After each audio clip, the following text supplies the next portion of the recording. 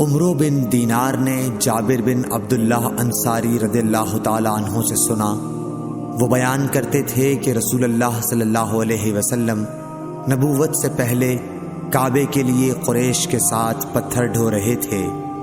اس وقت آپ تہبند باندھے ہوئے تھے۔ آپ صلی اللہ علیہ وسلم کے چچا عباس نے کہا کہ بھتیجے کیوں نہیں تم تہبند کھول لیتے اور اسے پتھر کے نیچے اپنے کاندھے پر رکھ لیتے تاکہ تم پر آسانی ہو جائے۔ حضرت جابر نے کہا کہ آپ صلی اللہ علیہ وسلم نے تہبند کھول لیا اور کاندھے پر رکھ لیا، اسی وقت غشی کھا کر گر پڑے۔